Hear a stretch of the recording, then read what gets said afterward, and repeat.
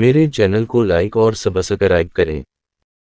नवाज़े रसूल इमाम हसन अलैहिस्सलाम के मरका करबला में हक पर होने की एक वाज़ेह दलील ये थी कि मदीना से मैदान करबला तक आपके साथ काफिले में जितने लोग भी शामिल थे, उनमें एक वाहिद शख्स ने भी शहादत तक आपका साथ न छोड़ा था। बावजूद इसके कि इस सख्त और मुश्किल सफ़र में अपने साथियों को जगह जगह इमाम अलैहिस्सलाम फरमाया करते थे कि हम मौत की तरफ बढ़ रहे हैं। रिवायत है कि जब काफिला हुसैनी ने एक मकाम पर पड़ाव डाला तो आपने चराग बुझा देने का हुक्म दिया और लोगों को ये इजाज़त दे दी कि जिसे अभी वापस जाना है वो जा सकता है।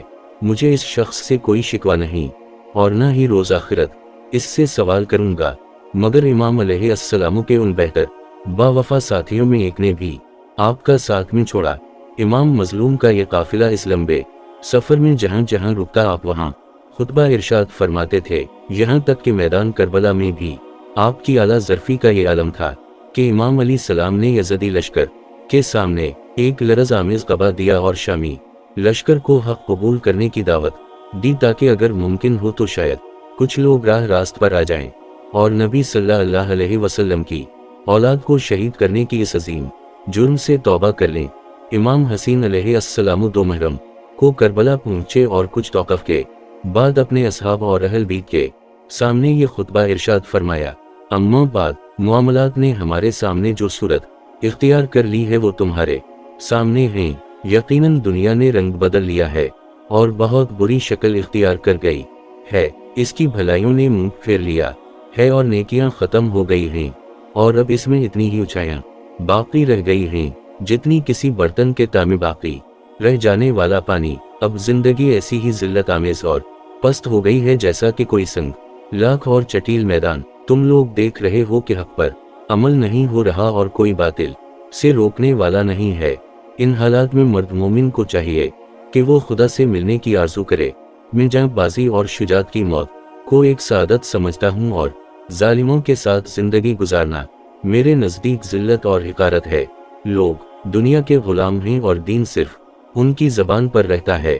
ये बस इस वक्त तक दीन के हामी हैं जब तक इनकी ज़िंदगी आराम और आसाइश से गुजरे और जब इम्तिहान में डाले जाएं तो दीनदार बहुत कम रह जाते हैं। आशूरा के दिन लश्कर यजीदी के सामने इमाम माली मकाम ने एक इंतहाई अहम वलवला अंगेज़ और तारीख़ी खुतबा दिया जिसे सुनकर काफिला हुसैनी के हर शख्स के आंखों से आंसू जारी हो गए और यजीदी लश्कर के सिपाहियों के दिल दहल गए। इमाम मजलूम ने दुश्मन के फौज से मुखातिब होकर खुतबा इरशाद फरमाया, ऐ लोगो मेरी बात सुनो, जल्दी ना करो, मुझे नसीहत कर देने दो, अपनी आमद की वजह बयान कर लेने दो।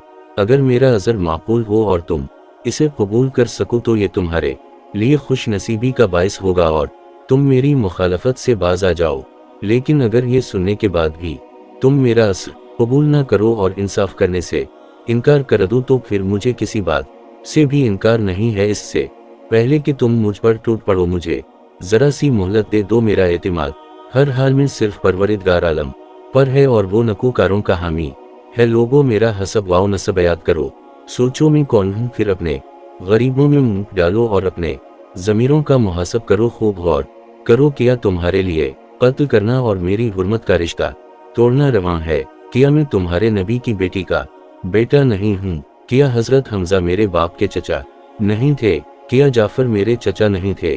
किया तुमने रसूल अल्लाह का ये फरमान नहीं सुना जो आप मेरे और मेरे भाई के बारे में फरमाया करते थे कि ये जन्नत में नौजवानों के सरदार हैं? अगर मेरी बातें सच्ची हैं और ज़रूर सच्ची हैं, क्योंकि वला मैंने हवस संभालने के बाद से तक कभी झूठ नहीं बोला, तो बताओ क्या तुम्हें तलवारों से मेरा इस्तकबाल करना चाहिए? अगर तुम मेरी बात का यकीन नहीं करते तो तुम बरहना तस्दीक कर सकते हो। जाबिर बिन अब्दुल्लाह से पूछो, ज़ैद बिन रकम से पूछो, अनस बिन मालिक से पूछ लो, अब्बू सईद खदरी से पूछ लो, वो तुम्हें बताएंगे कि इन्होंने मेरे और मेरे भाई हुस्न के बारे में रसूल अल्लाह को ये फरमाते सुना है या नहीं।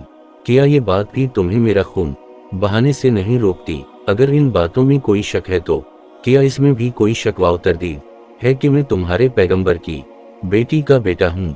खुदा की कसम, मशरिक व मगरिब के दरमियान पैगंबर की बेटी का फर्जंद मेरे अलावा कोई नहीं है। کیا میں نے کسی کو قتل کیا ہے کہ اس کا خون اللہ مجھ سے لے رہے ہو، یا کسی کا مال اٹھایا ہے یا کسی زخم کے پساف مجھ سے چاہتے ہو؟ خدا کی قسم ایسا ہرگز نہیں ہوگا کہ میں ذلت کا ہاتھ تھاموں اور نہ غلاموں کی طرح بھاگ جاؤں گا۔ اے بندگان خدا، میں تمہارے اور اپنے پروردگار کی پناہ مانگتا ہوں اس سرکشی سے جو روز جزا پر ایمان نہیں رکھتا ہے۔ اللہ تعالیٰ میں آخرت کی توفیق عطا فرمائے اور ہمارے ایمان کو مضبوط کرے، امین۔